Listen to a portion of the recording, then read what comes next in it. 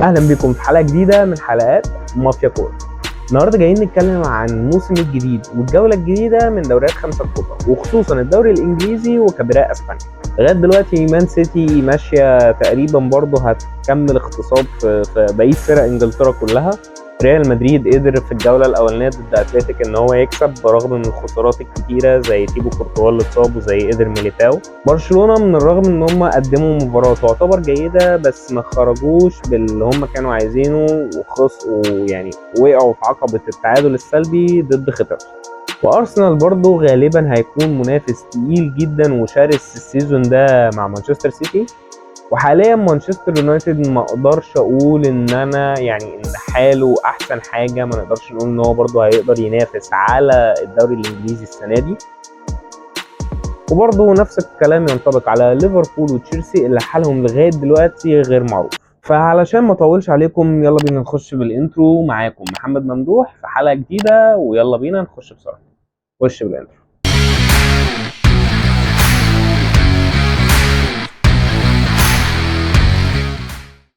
خلينا نبدأ بماتشات يوم السبت ونبدأ بالدوري الإنجليزي. حاليا دلوقتي ليفربول خارج من ماتش تشيلسي بخسارة مادية ومعنوية. ممكن ما يكونوش خسروا في الماتش والماتش خلص تعادل 1-1، وأي نعم ليفربول قدم نص ساعة في الشوط الأولاني كانت خرافية، وتعتبر ده اللي احنا مستنيينه من ليفربول بقية السيزون. بس للاسف ليفربول خسر في كل الاصعده في الماتش ده. ليفربول في الماتش الاولاني ده ظهرت عنده مشاكل كتيره جدا لسه موجوده في خط الوسط بعد رحيل فابينيو على الدوري السعودي، ومشاكل كبيره جدا في خط الدفاع، بالرغم من يورجن كلوب بيحاول يشتغل على الخطه وبيحاول يحل المشاكل دي، لكن مع ذلك هي لسه موجوده عشان لسه مش موجود الاسم التقيل اللي يقدر يشيل دفاع الفريق مع فيرجيل فان دايك، لان فان دايك حاليا بيقدم مستوى مش اعلى حاجه ليه. وحاليا دلوقتي يعني ما بقيناش نقدر نقول عليه ان هو مهاجم توب او مهاجم من الطراز ايه او الطراز العالي. حاليا نقدر نقول على فيرجيل فان دايك ان هو، مش عايزه اظلمه جامد واقول ان هو مدافع عادي، بس يعني في احسن من كده. فلسه المشاكل كتيره موجوده ولسه محتاجه تتحل، محتاج تدخل مباشر من يورجن كلوب. الميركاتو لسه ما خلصش، لسه يعني لو بنتكلم النهارده لسه في بتاع 15 يوم تانيين يقدروا يعني ان هم يلحقوا صفقه تقيله في الدفاع ويحاولوا ينقذوا دفاع الفريق اللي يعني انا شفت ان هو مش في احسن احواله. ده لو هنتكلم كرويا في الماتش اللي خلص 1-1 ضد تشيلسي. اما لو هنتكلم معنويا وماديا في ان هم خسروا صفقة كايسيدو اللي كان هيحل لهم مشكلة فابينيو في خط الوسط، اللي هو اصلا كان اللعيب الارتكاز اللي جاي بديل لفابينيو. خسروها بفرق 4 مليون جنيه علشان برايتون كانت محتاجة تفك عملة. ده بجد مش تريقة، يعني ده فعلا. يعني ليفربول كانت عارضه 111 مليون، تشيلسي قررت تعرض 115 مليون، وقام كايسيدو قال لك انا مش عايز العب، ما بحبش البس اللون الاحمر اللي انا لابسه ده، هو بيحب يلبس الازرق اللي ورايا ده. فبالرغم يعني ان هو، انا مش هكدب، انا شايف ان كايسيدو مبلغ كبير جدا في ال 115 مليون دول، بس انا شايف ان هو كان صفقه هيبقى قويه جدا وكان هيدعم خط الوسط بطريقه قويه جدا، لان ماكاليستر وسابوسلاي انا شايف ان هم صفقتين حلوين جدا في خط الوسط، قدروا ان هم يعوضوا تياجو هندرسون وتياجو الكانتارا، لان تياجو الكانتارا في اشاعات كتيره جدا بدات تظهر ان هو كمان رايح على السعوديه بعد ما بعد ما خطفوا مننا فابينيو وهندرسون. او انا مش زعلان على هندرسون الصراحه، بس انا زعلان على فابينيو جدا. انا كنت شايف ان هو يقدر يكمل شويه لسه في اوروبا، وكان لسه يقدر يدينا شويه في خط الوسط، لان خط الوسط اللي عندنا مش احسن حاجه. بس ماكاليستر وسوبوسلاي شفنا ثنائيه كره قدم، شفنا منهم ثنائيه حلوه جدا الصراحه في اول نص ساعه من تشيلسي. بس للاسف الثنائيه دي ما كملتش يعني، وانزو فرنانديز وبقيه شباب خط الوسط بتاع تشيلسي دبحوهم في الشوط الثاني. فحاليا ليفربول خارج بخساره معنويه كبيره جدا من ماتش تشيلسي ده. فيا ترى هنشوف ايه اللي هيحصل في خلال الايام القادمه. ومحتاجين من يورجن كلوب ان هو يتدخل تدخل مباشر في الصفقات ويتعاقد مع مدافع ومع خط وسط. وفي بقى برضو مشكله، او هي ما تعتبرش مشكله في الهجوم، بس هي حاجه انا لاحظتها في هجوم ليفربول، ان لما صلاح بيخرج او لما صلاح ما بيبقاش في الفورمه، هجوم ليفربول مش في الفورمه. ليفربول بحس ان هو لو صلاح مش في الفورمه او مش هيقدر ان هو يدي في الثلث الاخير، يبقى هجوم ليفربول كله مش موجود. حاليا مفيش الاسم التقيل اللي يقدر يسند صلاح، ان لو صلاح مش موجود في الملعب ان هو يقدر يشيل هجوم ليفربول. الاسم الاخير التقيل اللي كان موجود كان ساديو ماني، بس من بعد ما ساديو ماني ماشي ما بقيناش نشوف الحل البديل ده. حاليا احنا منتظرين من لويس دياز ان هو ياخد الخطوه دي. دييجو جوتا برضه بقاله سنتين وهو كان بيقدم مستوى حلو، لولا بس الاصابتين اللي ورا بعض اللي حصلوا له. عندك برضو داروين نونيز، انا مقتنع ان هو لعيب كويس، بس هو لسه ما قدرش يقدم اللي عنده، لسه ما قدرش يعني يتألق في دوري تقيل زي انجلترا. خلينا نستنى ونشوف ايه مستوى ليفربول في الفترة اللي جاية، علشان بجد ليفربول مش معروف السيزون ده عنهم اي حاجة. هل هيقدروا ينافسوا على اي حاجة هيلعبوا عليها ولا لا؟ اكيد ليفربول ويورجن كلوب مش في دماغهم اصلا اليوروبا ليج، اكيد هيبقى في دماغهم الدوري الانجليزي والشامبيونز ليج. ليفربول هيلعب تاني ماتش ليه الساعة 5 يوم السبت ضد بورنموث. على ما اظن ان الماتش ده هيبقى سهل جدا على الورق لو قدرنا ان احنا نحل مشكلة الهجوم. مش مشكلة الهجوم قوي، بس مشكلة الفينش برضو مش احسن حاجة. بس على ما اظن يورجن كلوب اكيد شايف المشاكل دي واكيد مستني ان هو يعالج المشاكل دي، فهنشوف. خلونا بقى نروح على مدعكة الماتش الاولاني اللي هيبقى يوم السبت، وهو ماتش توتنهام ضد مانشستر يونايتد. حاليا دلوقتي توتنهام تعاقدوا مع مدرب كده غريب، انا لغايه دلوقتي مش حافظ اسمه ومش مكسل اخش ابص على اسمه دلوقتي. بس المهم يعني حاليا هم متعاقدين مع مدرب كده لسه مش معروف عنه اي حاجه، مدرب جديد. وكمان حاليا دلوقتي سون استلم شرط القياده من هاري كين بعد رحيل هاري كين الى بايرن ميونخ. لغايه دلوقتي ما اظنش ان توتنهام عمل صفقات تقيله جدا، باستثناء ممكن نقول جيمس ماديسون، اللي يعني زعلت الصراحه ان هو راح توتنهام. كان ممكن يروح لفريق اتقل بكتير في اوروبا، كان في كلام ان هو ممكن يروح بايرن ميونخ، كان في كلام ان هو ممكن يروح ريال مدريد، كان ممكن برضو يروح في حاجه في انجلترا اتقل من توتنهام. بس صفقة تقيلة الصراحة بالنسبة لتوتنهام، أظن إن هو برضه هيدي مردود تقيل جدا، هيعوض رحيل هاري كين. بس يعني مازال توتنهام هيكونوا محتاجين يسدوا الفراغ اللي هاري كين سابه بطريقة غريبة، لأن هم مستحيل هيقدروا يجيبوا لنفسهم أسطورة كبيرة زي هاري كين. محدش هيعوض لهم، محدش هيقدر يقود الهجوم بتاع توتنهام زي هاري كين. اما مانشستر يونايتد بقى الصراحه انا مستني لهم الماتش ده قوي، ومستني اشوف هيعملوا ايه قدام خصم رخم زي توتنهام، علشان نشوف مستواهم هيبقى عامل ازاي السنه دي. هل فعلا هيقدروا ينافسوا على الدوري الانجليزي السيزون ده ولا لا؟ مانشستر يونايتد بالرغم ان هو عمال يمشي في اللعيبه وخلص من هاري ماجواير وخلص من فريد، وفي كلام خلاص ان هم يخلصوا من ماكتوميناي، وعمالين بيخلصوا من اللعيبه وبينضفوا في اللعيبه، وبرونو فرنانديز استلم شرط القيادة وخلاص، يعني يعتبر ان الامور بقت ماشية سلسة شوية في مانشستر يونايتد. وإيريك تين هاج الحمد لله سيطر على غرف خلع الملابس ويعني في بوادر كده اللي هو نشوف علامات ايجابيه في مانشستر يونايتد. فانا مستني لهم الماتش ده قوي، والماتش ده هيحدد حاجات كتيره جدا. مانشستر يونايتد حاليا في الميركاتو هو نايم، مفيش اي اخبار حاليه عن مانشستر يونايتد، باستثناء ان هم خلاص يعني تعاقدوا مع ميسن ماونت. معرفش هل هي صفقه يعني نقول صفقه عاليه او لا، ممكن نقول صفقه كويسه، بس اللي ممكن نقول عليها صفقة أنا شايف إنها كويسة جدا، وهي أونانا. إن هو هيبقى البديل الرئيسي لدخية بعد ما دخية مشي. أنا شايف إن أونانا بالرغم إن حصلت تريقة كتيرة جدا عن إن هو مش عارف لبس هاتريك ودخل جون في نفسه، بس ده كل ده في البري سيزون وكل ده في الماتشات الودية. أنا شايف إن أونانا الصراحة هيشيل مانشستر يونايتد، وهيبقى واحد من الركائز الأساسية جدا اللي هتبقى في مانشستر يونايتد. فاستنوا اونانا، عشان انا حاسس ان هو يعني ربنا يستر. انا حاسس ان اونانا هيبقى حارس احسن حارس في انجلترا السنه دي.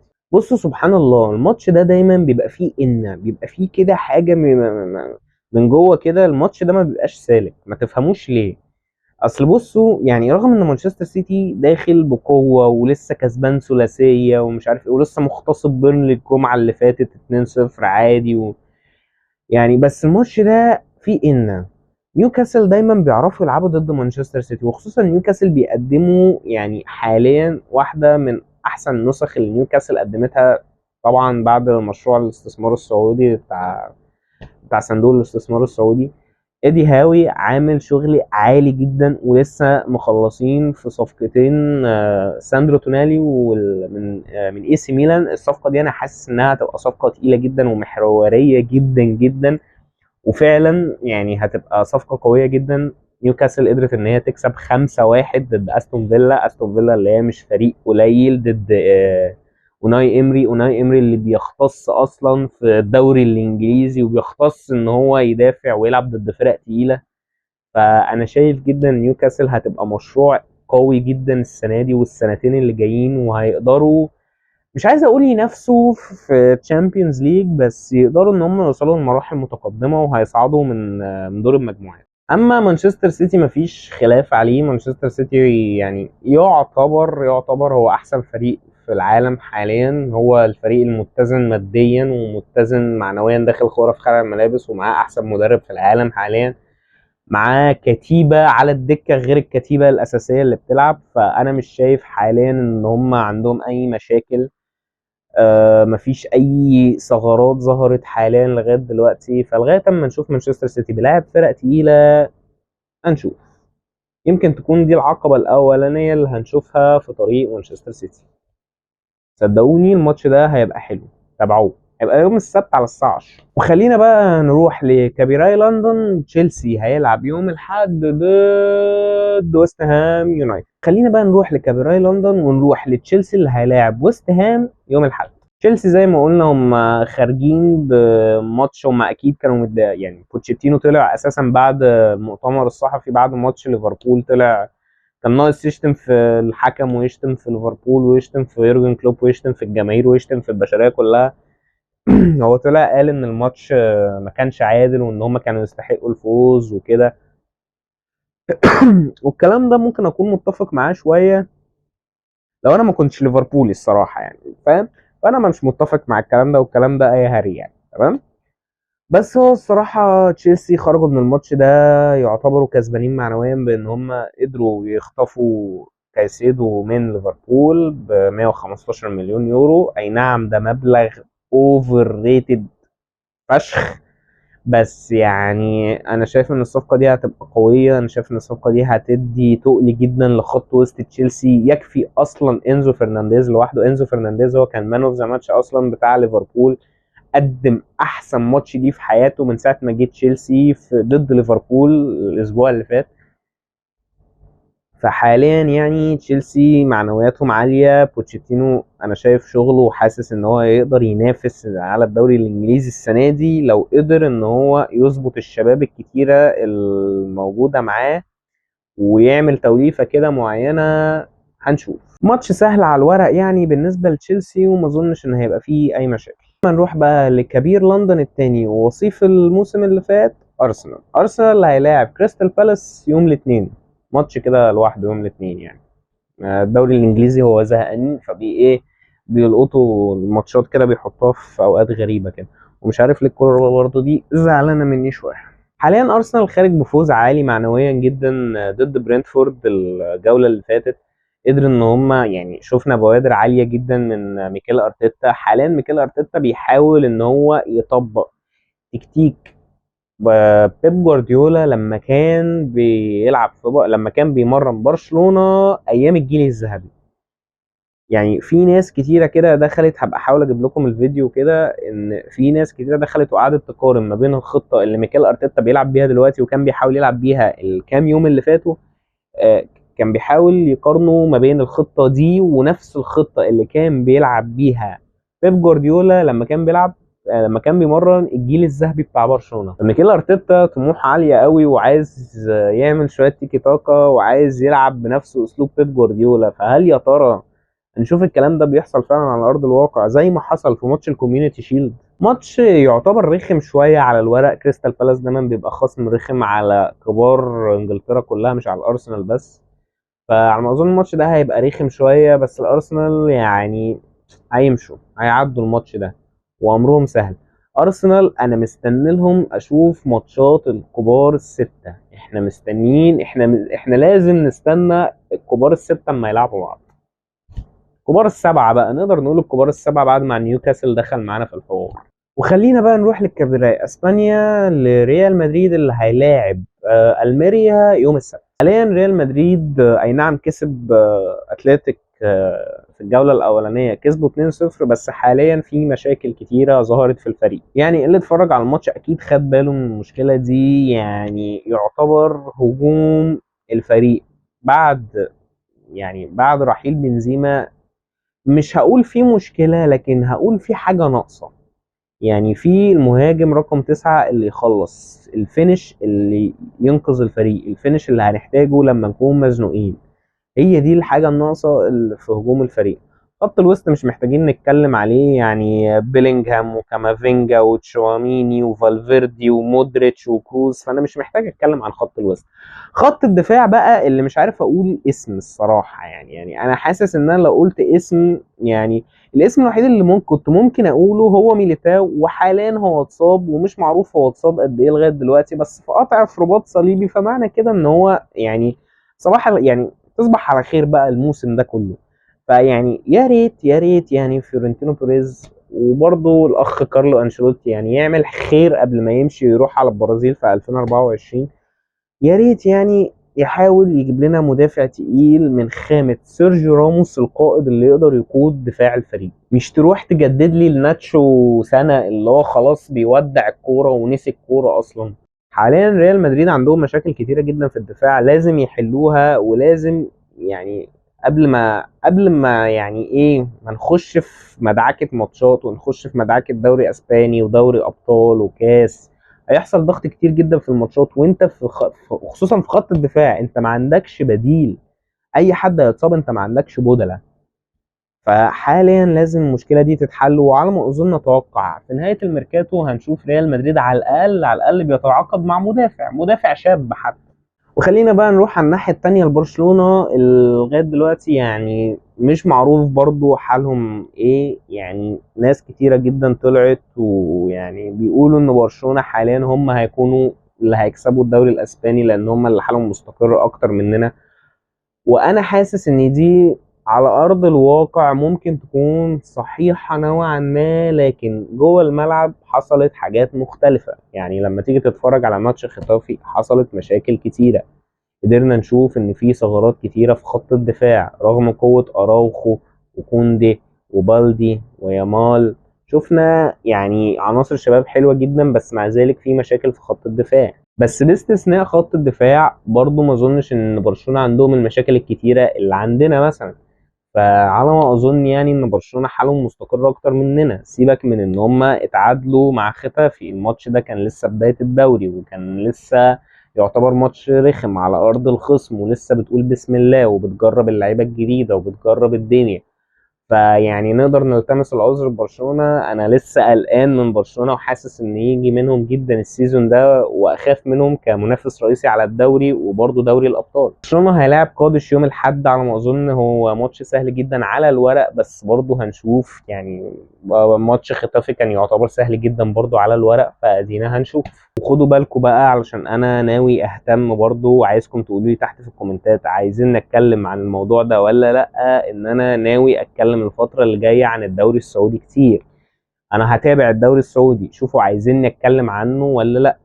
الدوري السعودي هيبتدي جولاته تشتغل وهتبتدي ماتشاته كتيرة تشتغل، فشوفوا عايزيني يعني اتكلم عليه ولا لا. وبس كده، دي نهاية حلقتنا النهاردة. لو عجبتك الحلقة ما تنساش تنزل تضغط على زرار اللايك وتنزل تشترك في القناة وتشغل جرس التنبيهات علشان تتابع حلقاتنا الجديدة أول بأول، لأن احنا الفترة الجاية هننزل حلقات كتيرة فعايزينك تتابع. عايزين ننطلق في رحلة إن احنا نوصل لأول 1000 مشترك، فلو أنت عجبتك الحلقة انزل اشترك عادي، دوسة كده فاهم، دوسة على زرار كده صغنطوط كده، هو بقى لونه أبيض دلوقتي بس هو كان زمان لونه أحمر يعني. انزل دوس عليه فاهم، مش خسران حاجة، بالعكس انت هتتابعني وهتدعمني وهتخليني ابوسك. يعني لو عايزني ابوسك فاهم يعني براحتك يعني، انا ما بحبش فاهم، بالعكس هي حاجه كويسه، انت هتدعمني وانا هحاول انزل لك حاجات كتيره على قد ما اقدر، وهحاول برضو ان انا اطلع اتكلم هشاركك رايي تقول لي رايك. طبعا انا مش ههتم برايك بس يعني مفيش مشكله. وكالعاده كان معاكم محمد ممدوح من برنامج مافيا كوره. سلام.